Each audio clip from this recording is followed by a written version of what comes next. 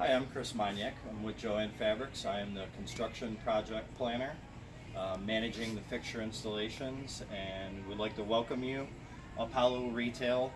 We're really excited about our new partnership together with you, and this first project we're going to be executing the Sew Studio. So instead of doing a long PowerPoint presentation or a document, we thought you might enjoy a video presentation of what really needs to happen in order to execute this project. This video is really going to concentrate on the first day or the second day, depending on whether you have a 2 or 3 day install. But the focus of this video is going to be clearing, moving, and rebuilding our existing fixtures on the sales floor in order to open up the space for the new sewing studio fixtures that you're going to be building. So before we move on down to where the sewing studio is going to go, wanted to mention a few things upon first steps upon arrival. So you're going to want to be arriving to the store 30 minutes before store closing. We'll go more into depth about specifics of hours and management of the project and when to know when to be there a little later in this video. But upon arrival, you're going to want to come into the store. You're going to want to do a little meet and greet, introduce yourself to the manager on duty. The store may ask you to sign in at the customer service desk, and if asked to do so, please do that. During that meet and greet, you're going to want to ask the store manager for the key to the container. And before heading back outside to prepare for the night, very first night of the install, you're going to want to walk all of the fixtures that you're going to be moving and everything that you're going to be executing to see if there's any issues. While we're walking the actual execution of this project, we'll mention some things to look out for that you will want to contact us right away if you see these particular issues. So with further ado, let's head on down to where your sewing studio fixtures will be.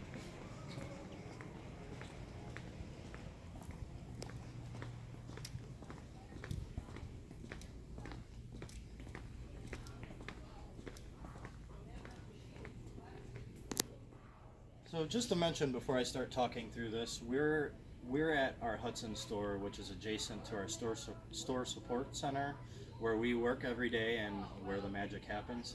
But this store is very typical of what most of the rollout is going to look like.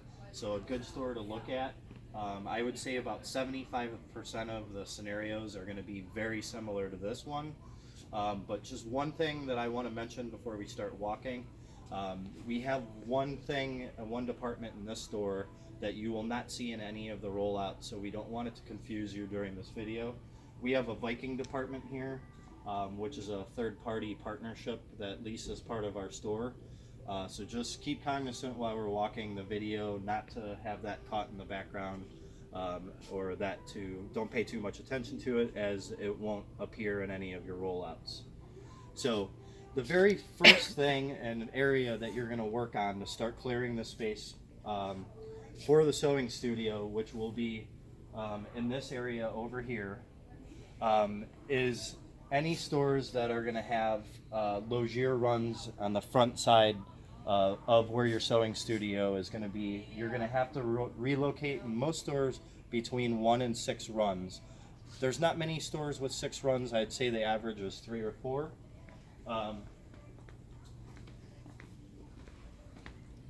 So just hypothetically, we'll go with we're moving 4 runs. So you would start here. During my meet and greet, I would probably, if I have any labor, I'd probably start having them remove the toe kicks off of these runs just to keep them busy while I'm getting everything set up. I won't go into too much detail, as I'm assuming that you guys are all professional about gondola skates and moving the gondola. Just to call out though, we do require, and I'm sure this is part of your process, these things need to be locked together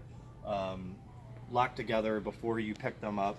So most of your skating systems are going to have some kind of locking mechanism to make sure the rails don't pop.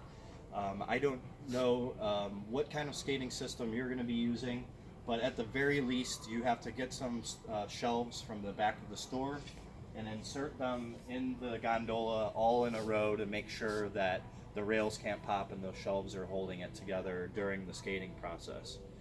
So in most stores, this first run may move 6 inches, then your next run is going to move a foot, and I'm just making up dimensions off the top of my head, but that's pretty much what's going to happen is you're going to keep moving these runs this way, and by the time you're moving moving the Logier runs, you have freed up a few feet of space on the opposite ends of these Logier runs.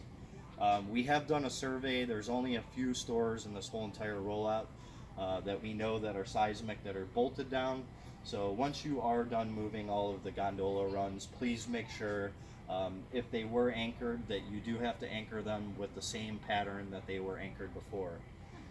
So once you do have all of these runs moved and skated into their new locations, obviously you're going to make sure that you're checking your plan for the correct dimensions. If there is any ADA issues with columns or anything, that would be something that you'd want to call out. But once these are moved, you're obviously going to have a part of the floor where the crud and wax from all of the years of buildup is going to be there.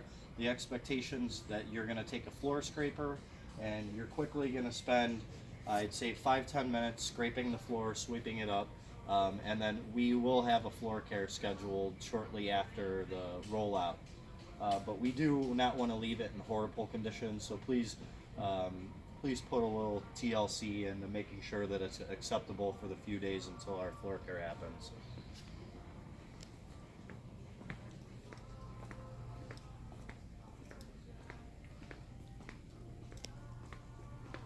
So once again, keep in mind the Viking's not going to be here. So once you've freed up that space, the next step is normally going to be our manufacturing runs.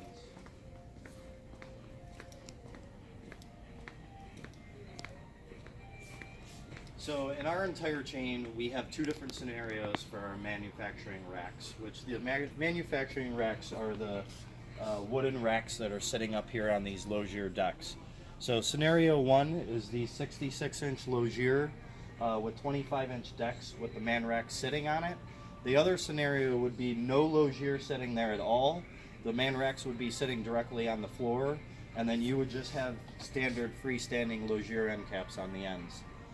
But your next step in this scenario, since it's on Logier, would be to skate these runs with the man racks on them. And then those 3 runs, or however many runs that you have, are going to be reformatted into one long run going next to those Logier runs that you already moved. So once you get those over here, you may have to reformat your Logier to be one long run, so you might have to take a section or 2 apart to get it all set up. Or scenario 2, where the man racks are on the ground, you'll just use a hand truck or a dolly, for those of you who are from the Midwest that like to call it a dolly, but you'll pick those fixtures up, bring them over here, and set them per plan on the floor, and then move the freestanding end caps, put them back at the end, and then that installation's done.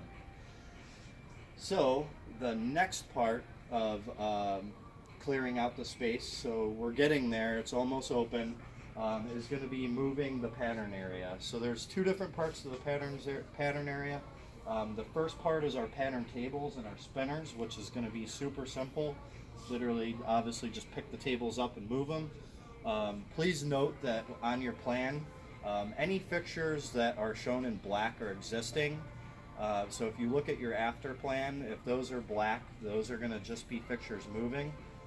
In a few of our stores, we're going to be putting new pattern tables. So if you see them in red, that's what signifies and how you know that you're going to be trashing the old fixtures and putting new ones in. These are the pattern spinners. In most stores, you'll have 4 of them. Just make sure that as you slide these across the floor, you always want to have your labor get down and grab the bottom of the base and have a low center of gravity.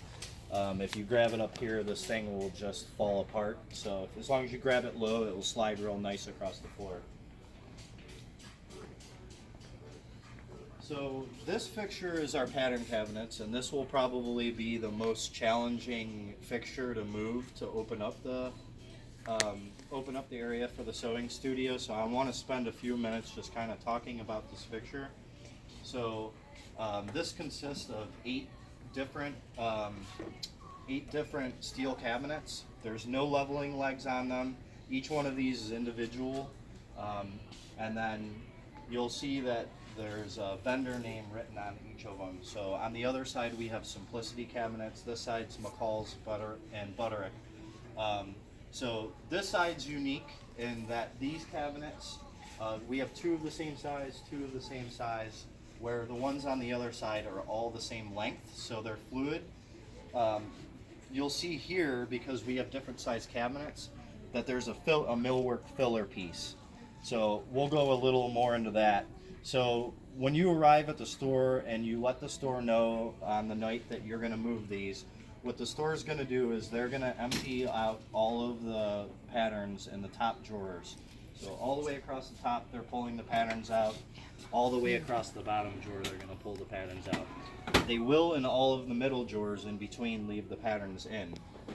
So for years, most of our installers installed these cabinets the same way, so as long as they did it per the way they were supposed to do it back when these were installed, it will be simple. So if you come over here, you'll see a screw at the top drawer going into this filler piece. If you look in here, oh, that's not a good view. Come over here. So if you look under there, you'll see a screw coming from the adjacent cabinet into this one. So the way that these are installed is each cabinet is screwed from this cabinet into this one in the front, also in the back, and then on the bottom drawer, it's screwed from this cabinet into the adjacent cabinet, same thing in the back. There shouldn't be any screws in the middle drawers going sideways. If the installer did do that, it is going to become more difficult because then they're going to have to clear the patterns out of these drawers. Just as a call out, and we are not expecting you to do this, but you could potentially, if you have another laborer and you catch the hang of it, there is a way to remove this drawer with the patterns in it. One side is very easy, the other side is very difficult, unless you catch the hang of how to do it. This is the side that's easy. It just has the standard drawer releases. So I would really like to alleviate the labor for the store. If you have to get one of these cabinets out, I could just easily unloosen these, take this whole drawer out. I could do this by myself. On the other side of the cabinet,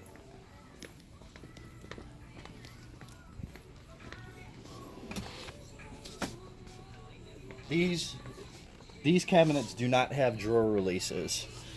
So you'll see right here, the cabinet actually sits on the door track.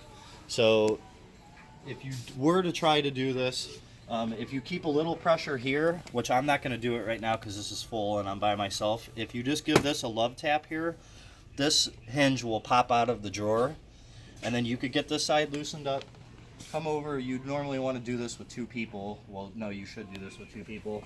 And give this a love tap here, and actually if you look here, I actually did it, and I loosened this drawer up.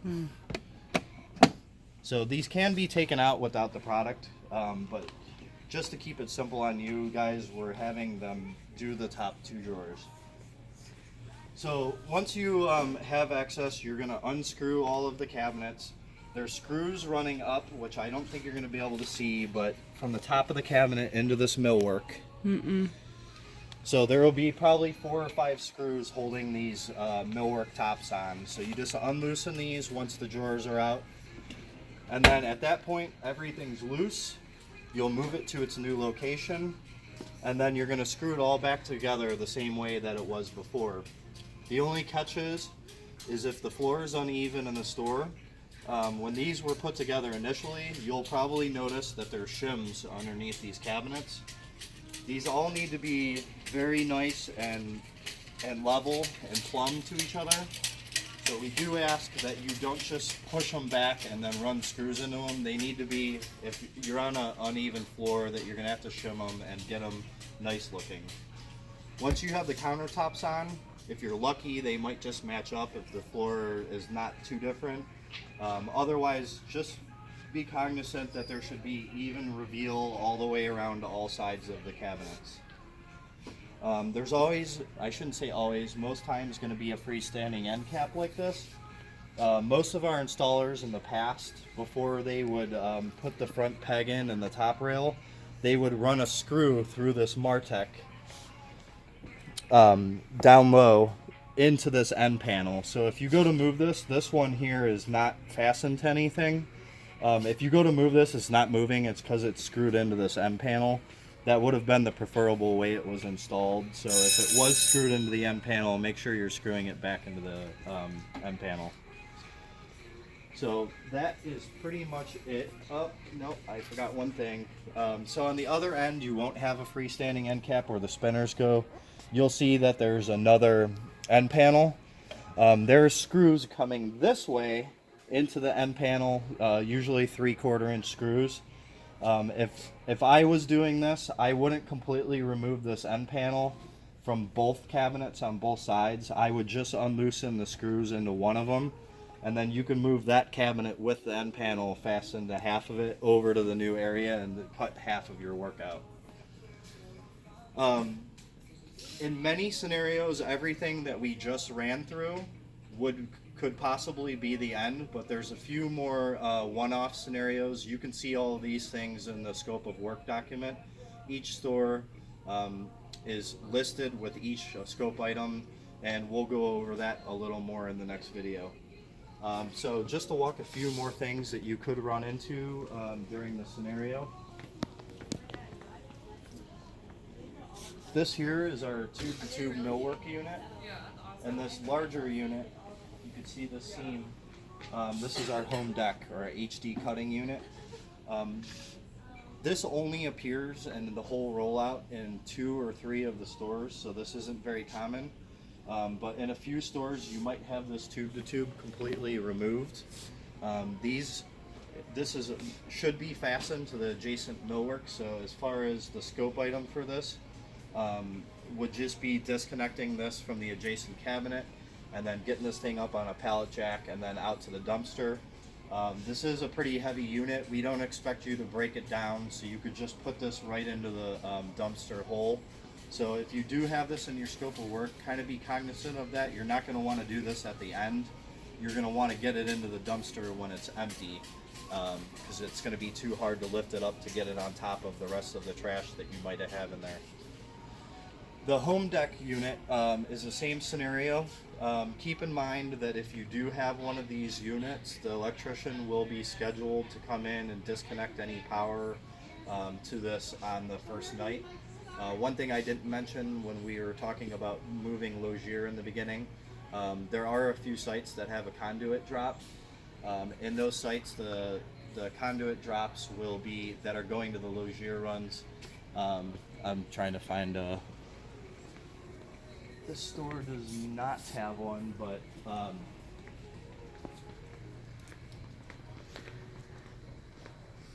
if you did happen to have a conduit drop, as this logier run does, the electrician has already been notified that that exists and is part of his scope of work.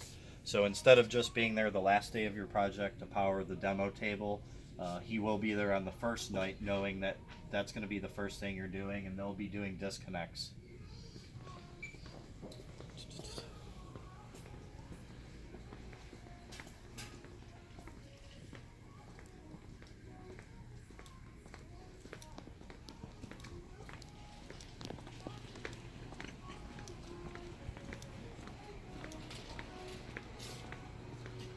So in about 25% of the stores, this isn't typical. There is another scenario where the sewing department won't be located right next to the cutting counter, but it will be on the opposite side of the cutting counter, more near the fabric. So what we're looking at here is some of our rolling fixtures.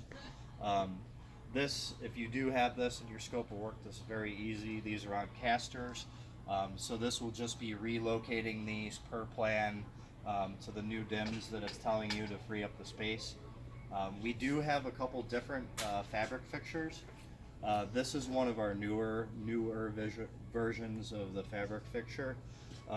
There are a few older versions that you may have in your store. One of them is what we call a 2T. which is just a wood fixture. It does still have 2 shelves. It's very similar to what we're looking at. There's 2 versions, one with casters, which will also be very easy, and then there's another version that just sits right on the tile. Those versions will still slide across the floor. They're not too bad to handle, but they're not as easy as the ones we're looking at now.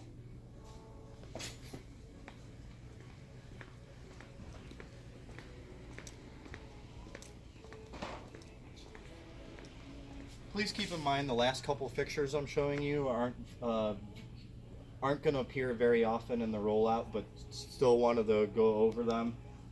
This particular fixture right here is a sewing table. Sewing tables will always just be this format. It's one fixture that's very similar, just a wide span, something you would see in the back of a house in a retail store. So this is called we call this a sewing table when it's one 4-foot section like this. Sometimes you will see the same exact fixture in our fabric department in a longer run, and then we'll place flat fold fabric on it, which in this store, and which you will never see in your rollout, we have our flat fold fabric set on a test fixture that we did years ago. But in some of the stores, you will either be relocating the flat fold or trashing it. If you are relocating this, I did want to show you a little trick. If you look here, there's some locking clips that lock these bars on. As long as these were installed, if you need to relocate this fixture, as long as the locking clip's on the bottom, you could slide your pallet jack right underneath of this fixture, jack it up, and then once you have it up off the floor, you can put your skate underneath of each side, and then you can wheel it to the new area. Now for this 4-foot fixture, you may or may not be able to slide it, but if this was in the other format, what we call the flat fold, this is going to be very heavy with this amount of fabric on the flat fold. So in that case, that's where it's really going to be to your benefit to jack that up and get skates on it. We are not expecting our store team members to, we're not expecting our store team members to clear the whole entire flat fold fixture so we can get it moved to the new area. So please be cognizant of that. The last fixture that does not appear in the store, and I apologize I can't show you, but on this video, but we will get you a picture of it, is what we call our Logier sewing lockup. Yes. It is a 4-foot fixture. It just has lockup doors on it, and it used to be a fixture that we would store our sewing machines in. The reason that you don't see that in this store is because we have our Viking department, and like I said, you would not ever see that fixture. So once all of these items are moved, going back to the more typical area that we started with, you would then end up with a couple 100 square feet of area, but normally behind your cutting counter, sometimes in front of your cutting counter where your new sewing department's going to be installed. So in the next video or portion of the video, we'll take a look at what the actual sewing fixtures look like, which is probably going to be the easiest and nicest part of your install, as they're very simple and easy to put together.